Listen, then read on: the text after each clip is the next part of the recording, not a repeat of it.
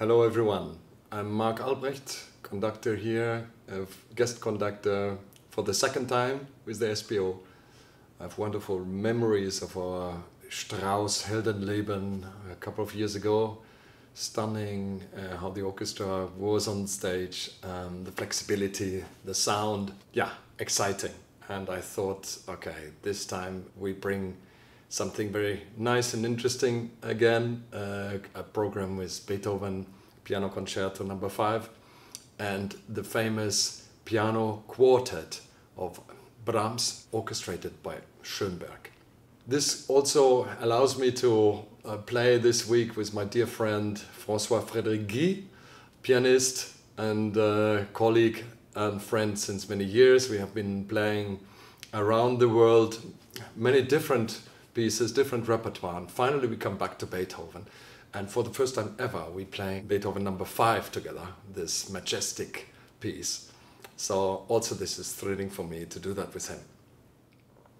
Maybe some words about the Brahms Schönberg. Of course, this is a very famous piece by Johannes Brahms, the piano quartet in G minor.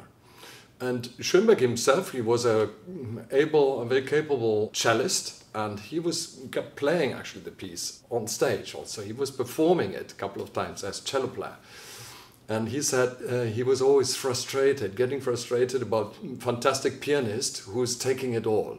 Strings are never audible because the piano in that version, of course Brahms wrote it for himself, he was a fantastic pianist himself, is somehow in disbalance. Somehow it's impossible, almost impossible to really on the spot give it sense and balance so that we can really hear all the different counterpoints and voices. And that was exactly his goal for this version.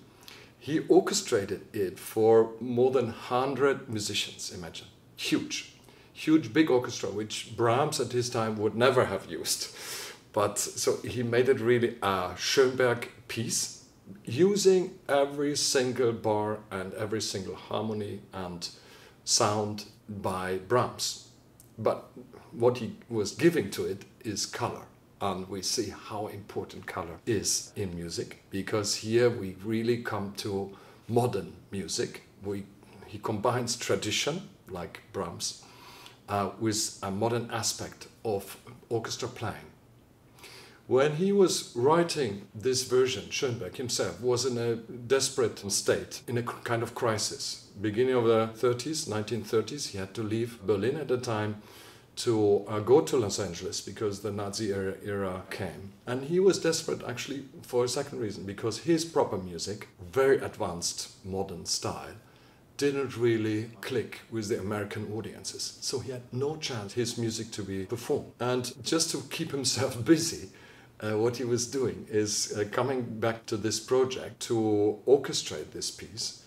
And like many generations of composers did, like Brahms himself was actually doing versions of Bach, of Handel pieces for the piano. Schönberg did this also with other composers, and he's coming back to Brahms to also bring something from the past to the future. Now, this piece today is one of the most exciting pieces written for orchestra. I mean, it is immensely playful. It is just such a pleasure to perform it on stage for any orchestra, so that I couldn't resist to propose it for the SPO this time, because I know that they're fantastic virtuoso musicians, and to bring also that aspect of chamber music, like it was a chamber music piece in the origin, to make chamber music with 100 musicians on stage is an ideal for me. So this is just a dream to perform. And also its diversity, the four movements, are very special, I would say.